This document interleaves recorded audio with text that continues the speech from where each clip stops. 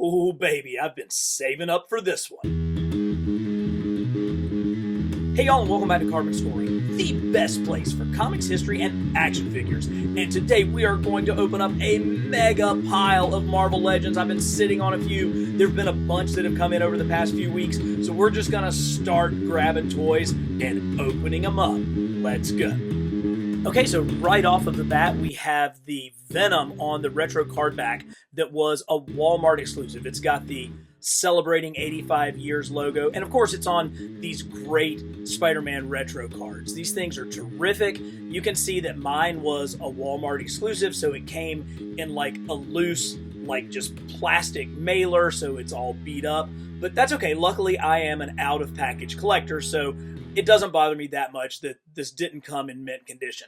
Now, it just so happens that I have a mint on card version of this Venom, and it's really cool to take a look and see just how accurate these retro card backs are. There's even a lot of similarity between the artwork, kind of the leaping Venom on both of these. Now, where they really are different is on the back. Yes, you get the little graphic that sort of displays the play features, but what you're missing on the new one is the cross-sell. Anybody who grew up in the 80s or 90s loves seeing the other figures that are available in a wave. So still think that the original is the best, but this is a pretty doggone good facsimile of that. A little bit bigger to fit the larger figure. Great look inside at the two alternate heads. Let's open it up and see what we've got. Okay, so here is our Venom figure, and just like with all of these unboxings, this is the first time that I have had these in hand. So these are my initial impressions and what I think when I first see these things. And I gotta say, this is really good. Now, Venom has been depicted as being numerous different sizes, both in the comics and in other media, cartoons, in the movies. This is obviously a really big, bulky Venom, but he's not quite so monstrous as some of the ones that we've seen. You know, there was the giant Build-A-Figure monster Venom, and we've seen some that were on even more disproportionate bodies. So I think this is a nice compromise. I don't know exactly which body this is. I don't know if it uses some of the parts from the movie Venom, which would be okay because that was a really good frame for this. You can see there are sculpted in symbiote tendrils going around. I really love these claw hands. He did come with fists, but I definitely want my Venom coming at you with the fingernails and the claws. One thing I do like about this one so much more than that comic Venom that was put on the movie body is he has much more comic accurate feet. You know, he's got the feet that are in like the onesie booties as opposed to the toad feet that were on the movie one. So that's a definite improvement for me. This is a good size, you know, great bend, really can get him kind of right coming at you attacking. Head doesn't go back maybe as much as I would like, but that's okay. And the portrait with the tongue, really cool. It's really like whipping around and curved. There's good sculpted detail on it. And I like the mouth open without being just too insanely crazy. But I'm somebody who picked up on Venom right at his very first appearances in Spider-Man issue 299, and of course the famous issue Spider-Man 300, when he was co-created and drawn by Todd McFarlane. And so the second, the alternate head, really gives us that McFarlane look. Let's put it on. You know, the tongue has just so come to symbolize Venom, but for me, this is still the original look, that evil smirk. Like when he first appears, he shows up, he's like in the closet at Mary Jane and Peter's apartment, and she doesn't know. You know, Pete was wearing the black suit at the time, and so you see the big sort of white eyes, but then coming out of the shadows comes this hideous grin.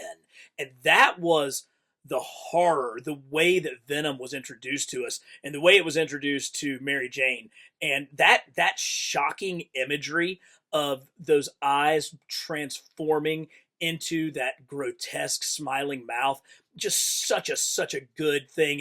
It worked so well in the comics. So for me, I really like what we're seeing here with this Venom. I think he's bulky. I think he's awesome. I think he represents the origin of the character. You can obviously really play with him. He's got good bend all the way around. I like that you can get him kind of crunched in if you want to, but also when you stretch him out, he's got definitely an imposing figure about him. Good figure. Definitely worth picking up. Sorry that Walmart's going to screw up your card if you're an on-card collector.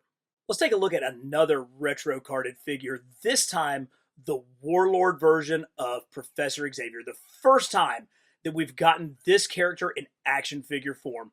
So nice, looking so good on that orange card back. You can see here's the main figure with a pretty devious looking alternate head. Same kind of thing on the back. We do get a nice product shot here. Lots to say about this one. Let's crack him open and take a peek. Action figure collectors are not afraid to complain about stuff, but if there's one complaint that I hear the most often is, when are we going to finish teams? When are we going to get Marina for Alpha Flight? When are we going to get Wolvesbane? When are we going to get our last remaining members of X-Force? And I hear you, which is why I want to give some credit where credit's due to the Hasbro team for, in short order, completing the team that appeared on the 375th issue of Uncanny X-Men. You know, we got all the X-Men in their X costumes pretty quickly, and then to follow it up almost immediately with this version of Professor X, very, very sweet. But, unfortunately, he doesn't look like the cover. Now, I think they're actually correct. This is what he looked like inside the issue, with the blue piping, kind of the blue highlights, instead of the more pink look that was on the cover. But really, the thing that I think most of us would want to do with this is replicate that famous Jim Lee cover. So even though I will agree, I agree this is more comic accurate, I think I would rather have him looking more like the cover. Now, what we got does look great. The subtle blue, that silver metallic blue on the top of this very alien Shi'er headdress is so nice. I like how we've got this unique cape where it's like scalloped here in the back with the armor coming around it. It's really, really nice. And if we could get Warbird and potentially like a Rogue from like the Savage Land, we could even do like the secondary characters that were on that cover. That would look even better. But let's give this credit for what it is. Now, Professor X had been out of the books for a long time, and this was his like secret reappearance when he came in this costume. But it turns out maybe he wasn't that great of a guy, because like you can see here with this alternate head, I'm not sure that the Professor's intentions were fully noble. It was a cliffhanger of an ending where Professor X was like plotting to destroy the rest of the X-Men. It was a double-sized issue, and it was literally two stories. You had the story of Nick Fury, Kazar, and Rogue down in the Savage Land, and then you had the X-Men out in space with the Shi'er. And I think this is a great, evil looking Professor X head. You know, the face print technology that Hasbro is using is doing so well. I think you could use this for like a really cool like Lex Luthor custom, or you could just have it the I'm just kind of a douche Professor X, which, you know, if the shoe fits, you should definitely wear it. So pretty good Warlord here. Very happy with this figure. Very glad to complete that cover, but yeah, probably would have preferred it in pink. Okay, it's time to break out one of the big boys, and they don't come much bigger than the Hulkbuster armor. Holy cow, look at this thing. Look at just how big the accessory hands are. We got to get this thing out of package and take a look at it. Great artwork on the back where you can kind of see the size and the scale of the Hulkbuster armor. All right, let's see what we've got. I cannot think of another action figure or another character that has gotten the kind of action figure love for the little bit of comic book play that it got as this Hulkbuster armor. It appeared in, I want to say, in its original form, like 2 issues of the comic and then was done, but we got one in the original Toy Biz Marvel Legends line. We got one in the Diamond Select line, which is really, really good. We got a Build-A-Figure, and now we get this mammoth deluxe figure, which should really end up being our definitive Hulkbuster. And it does look great. I love these panels. I love that almost like honeycomb nature, and look at how the light really shines off of them and brings out that gold. You've got sort of the pearlescent gold here through the abdomen. The head, surprisingly, does have decent movement to it. And then these armor pieces for the back, the front and the back kind of clip on and come around. Mine are actually trying to pop off right now as I play with this thing for the first time, but let's see if we can get them to stick on there. That, if you're just posing it, which I think most all of us will be, that's probably not a problem. But you can see they kind of don't want to, it's a tight fit around the middle. So you need to take them off to get the Tony head on, which we'll look at in a little bit. Like we said, we got two different sets of hands. The open hands, I think, are a little bit more dynamic. If I was going to be critical, as much as I love the way this gold looks, I don't really like how flat the red is. It's a little washed out. I like my Iron Men a little more ruby red than this, with maybe a little bit more of the metallic look. This, unfortunately, is just a little bit flat, but boy, I love these smokestacks and all of this intricate detail in the sculpting. It's heavy. It's like hard to even like hold this thing in one hand, and it still has your typical Marvel Legends articulation, so everything that you would expect, but just all of the little circuits and ratchets and details and paint apps. Really like the look here in the thighs that gets all of that circuitry and the mechanism there. Let's take the head off and pop the Tony Stark head on and see what we think of that. Tony head is really solid, really accurate, and without the chest armor plating, you can see when you put the chest armor plate, he looks a little disproportionate, but when you take it off, it definitely fits better. I really like what they did with him having the metallic kind of the helmet come up around him. It makes it feel like he is a part of this suit. And yeah, I mean, you can see just how big he is compared to a human figure, but that's the whole point of this. And I think it's actually a nicely done thing. I can't imagine people buying extras of this. This thing is pretty massive. It's going to take up a ton of shelf space.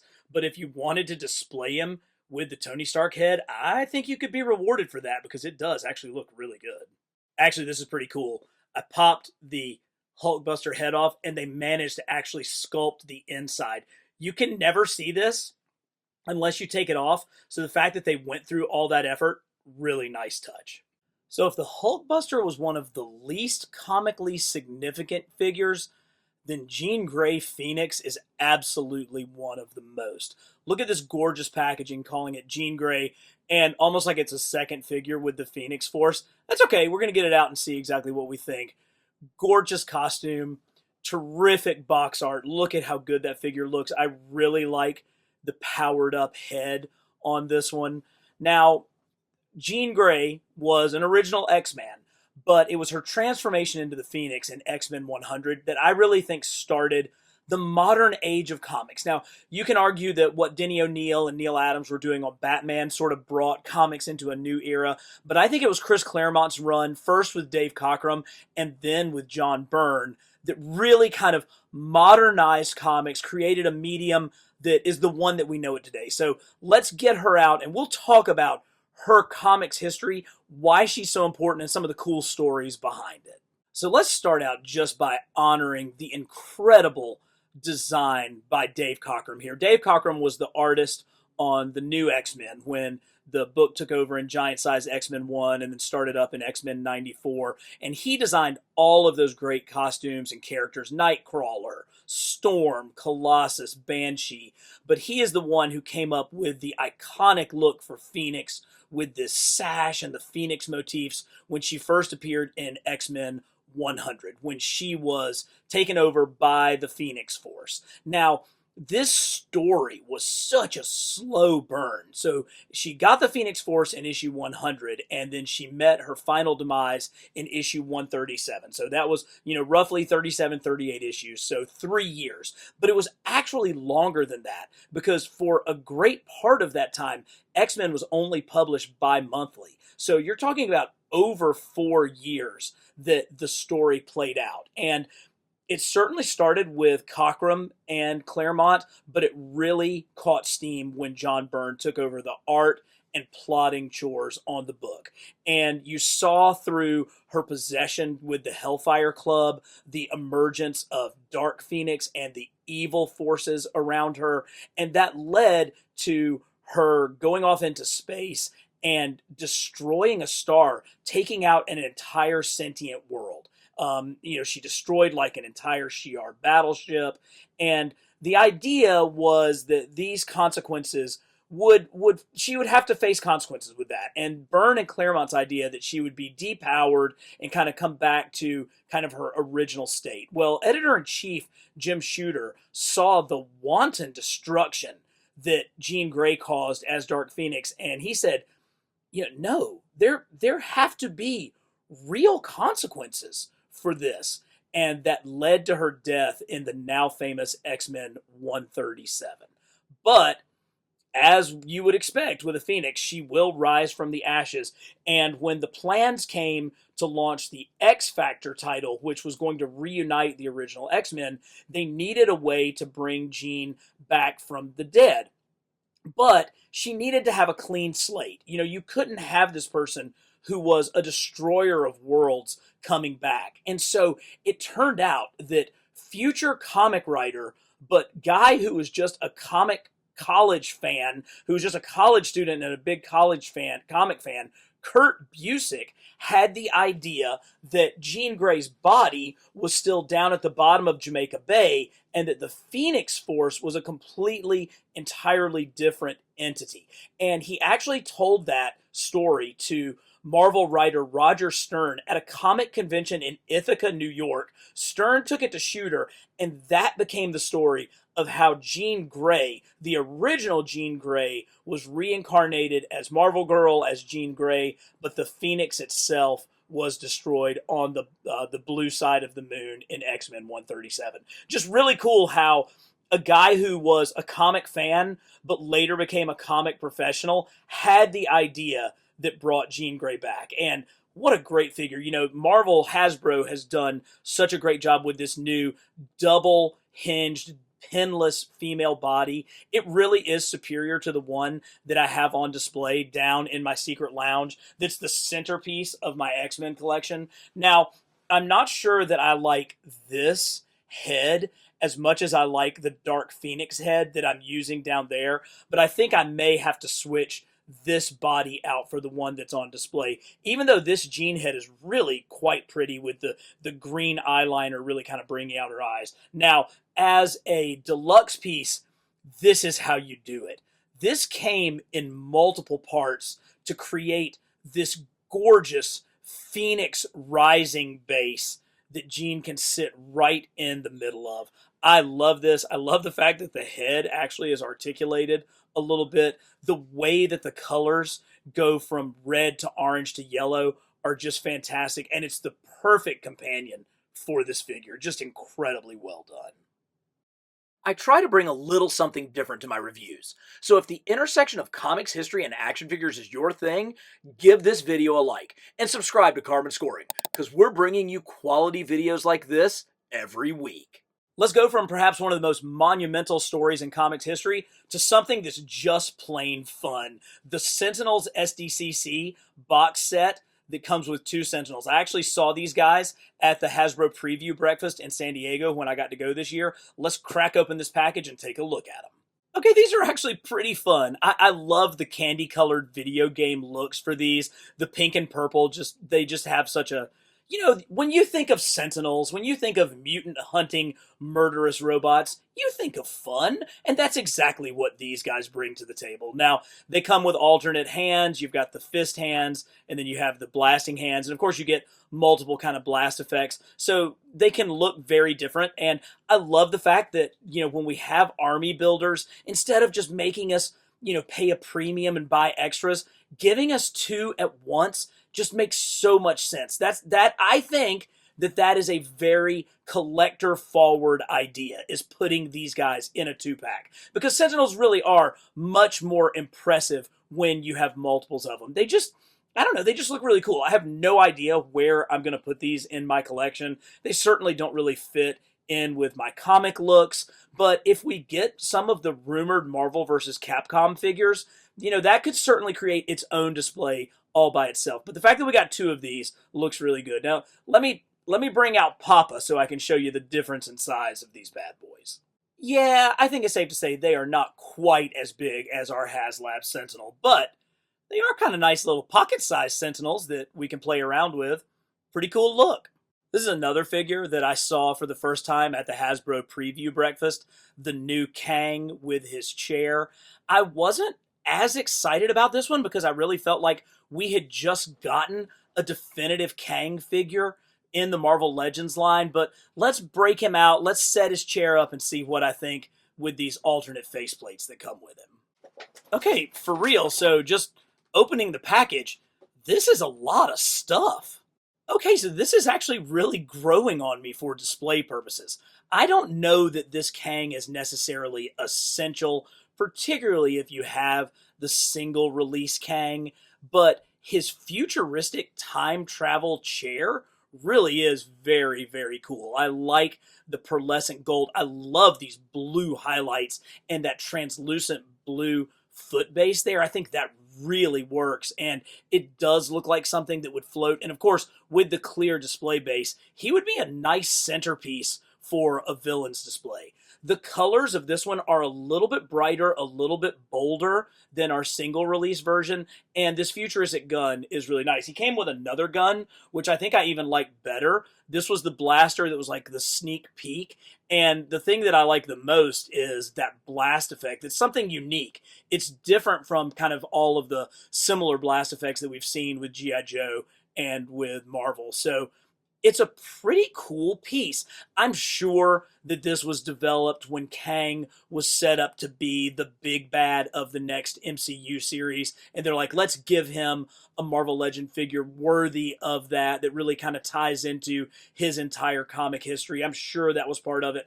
Obviously, because things have gone in a completely different direction, they had spent all the work. I'm speculating, but I imagine they had spent all the work tooling this up, and they're like, well, we definitely got to use it. And, doing it as kind of a online exclusive certainly works. I like this. Let's pull him off of the chair, because the other thing that I think that is really cool about this figure is how they managed to do the alternate heads. So if you just put your thumb kind of right underneath his chin, the face plates come off, and they're on there pretty good, which is nice. He comes with two alternate heads. Here's the first one, kind of a green alien looking guy. Looks pretty cool, straightforward, but when you get the profile, you really see that alien look. I love those blue lines that are coming down. Very cool. And the second one, again, they just pop right off. Very creepy, but very Kang. Look at the horror of those wide open eyes. It's almost like something out of A Clockwork Orange, where the eyes are like held wide open. Very cool.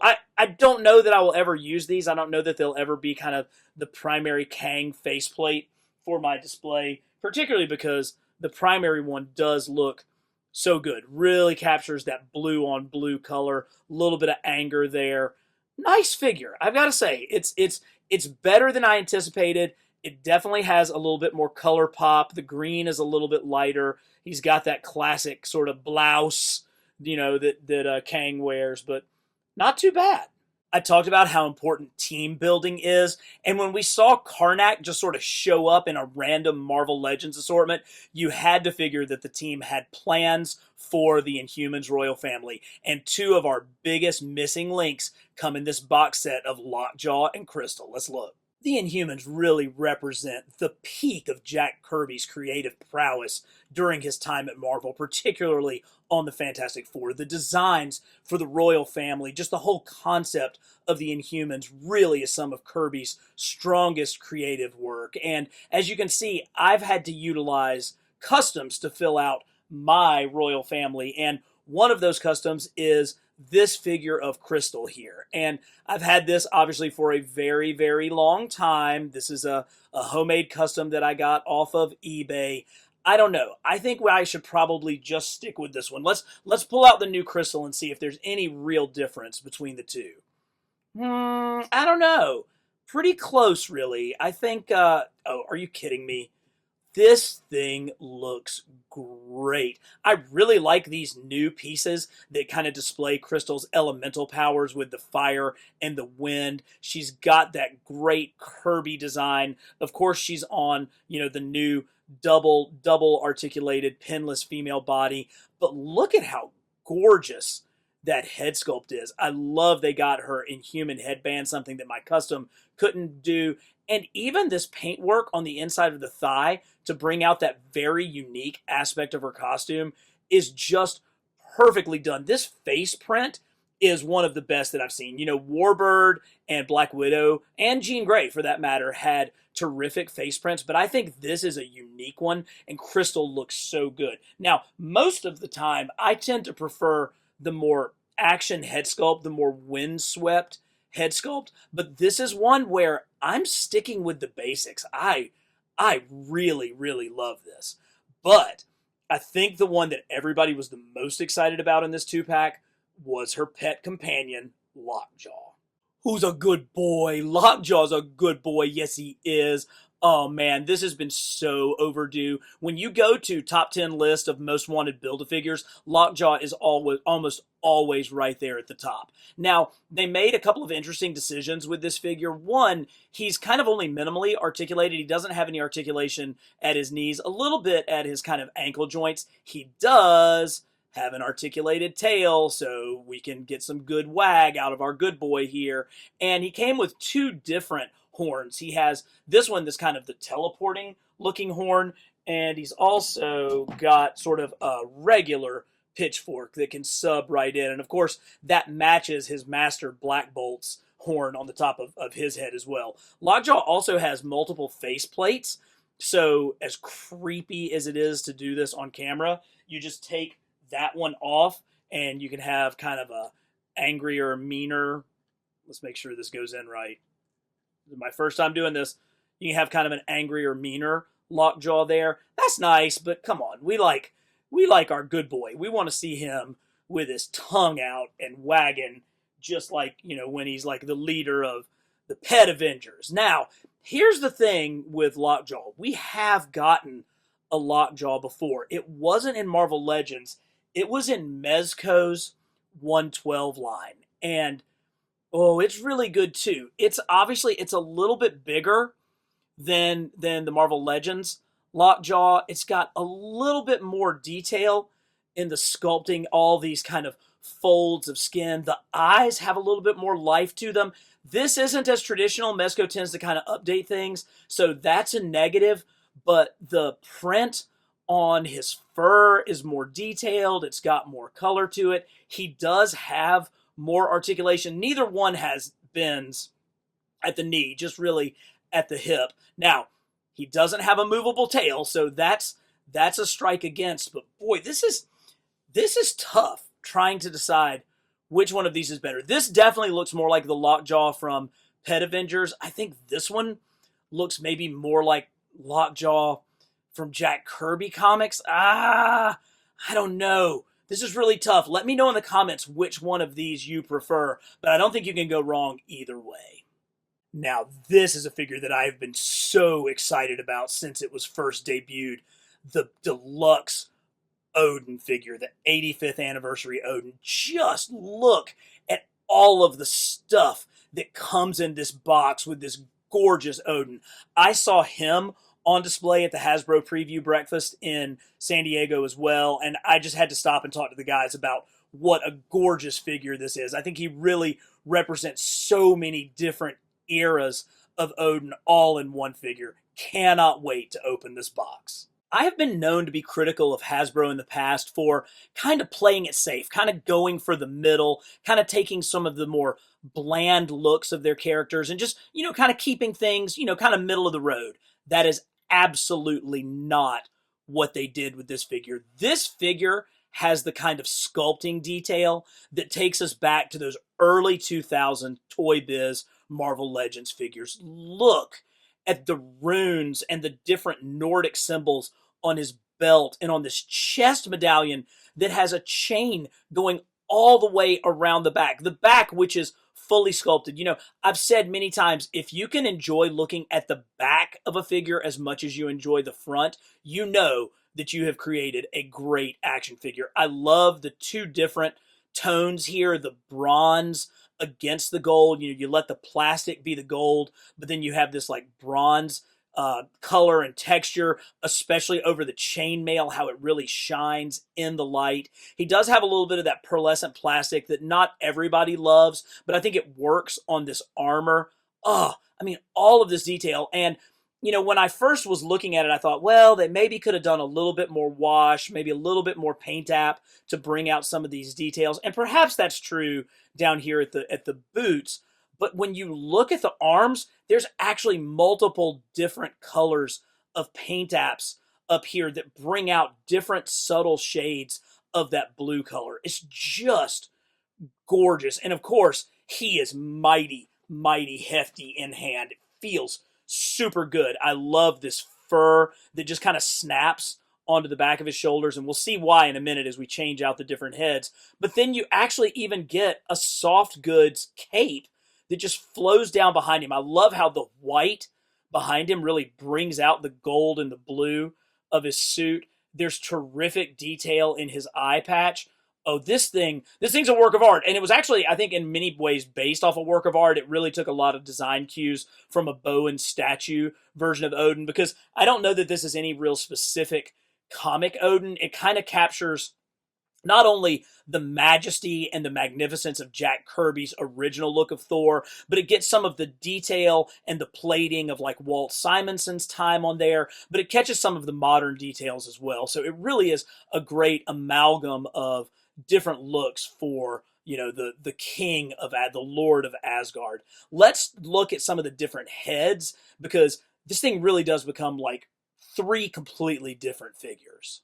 So the way it works is you just kind of grab my main man's sort of receding hairline, and you can pop that off, and there's like a little hole right there in his head. Now, his cape, his fur came off with that, but we can put that back on. So let's start with what I think really kind of represents his battle helmet. I like how easily these go on as well. They fit, you know, this is, you know, these furs tend to be problematic, but in this case, they really fit nice and snug and help to keep that cape down. So this first one, this with the horns, looks to be like a battle armor, Odin ready to go in and lead the charge in the fight. And of course, he comes with multiple weapons. He has this gorgeous sword with nice blue and gold and bronze detail, as well as his staff. Now, the staff probably could have used a little bit of paint wash to bring out some of the details in it, but hard to fuss with that. So you've got kind of battle ready Odin. Pop his head back off. And then, this is probably my favorite and the one that I'm going to go with on display. This, put this on here, may have to take the fur off for this one. Let's see how this does. Here, you have his ceremonial garb. Oh, all of the detail and styling. The raven sitting on top. These great golden horns. His hair, you know, his detail sculpted hair still flowing out of the back. Just look at how magnificent that looks. You know, and you can include, he did come with his two ravens, Hugin and Mugen. These came before in, I think, the Danny Coates Thor. I actually took them out of that and put them on my Odin in display. Now, of course, this is the Odin that's about to be in display down in my Asgard shelf. And I think I'm going to have to go with this, the ceremonial garb, because it just has so much Kirby with all of those just intricate, you know, curves and shapes and geometrical different shapes in there. Oh, it's just absolutely fantastic. It's going to be hard to beat this as my favorite figure out of all the ones that we've opened up today. Actually, let me give a little credit where credit is due. I saw Shartimus Prime do this. He put the head on and then put the fur over the top so that it kind of tucks that Norse mullet back into the back. I think that is probably the optimal look for this figure. Come on, you knew I was saving Spidey for last. We got one more of our VHS 2-packs, this time with a regular Spidey and the Vulture. Love that animated art on there. I really like what they've done with these. They've made what has turned into a really thorough collection for the animated line. And Dan said that this is not done. We may not get them anymore, or at least not for a while, as VHS 2-packs, but the Spider-Man animated line is not completed. But let's see what this last 2-pack ends up looking like. Won't be sad to see these go. Nobody loves these windowless packages. My wife and I were on a bike ride the other day, which is really just an excuse to get out on the Swamp Rabbit Trail here in our hometown and go from brew pub to brew pub. But we decided to take a little stop at our city zoo. And so we were walking around and we saw the vulture exhibit. And in our zoo, we have a couple of Rupel's vultures. And as we were reading the display, we learned that the vultures are the highest flying bird known in the world, that they fly up to heights of 37,000 feet, which is higher than commercial airlines fly. Now, that has absolutely nothing to do with this vulture figure. It just was such a cool fact, I had to figure out a way to work it into a video somehow. I really like this. I think that these figures have gotten stronger as time has gone on. They have an even more animated look. There's something about the smooth plastic that really brings that animated look out, but they're killing it with this face sculpt. I mean, this is like Squidward handsome. I just really, really cool. And the idea behind the Vulture in the animated series is, yes, he did start out as Adrian Toomes, an old man. Here's old man Adrian. But when he touched you, he would zap your life force. And I really like that for the Vulture. You know, vultures kind of prey on carrion. They sort of steal the expired life force of other animals. So I think that kind of works for the characterization of the Vulture. Dang, this thing looks good with this metallic paint on this plastic and this head and these wings. I don't know, man. I think this is...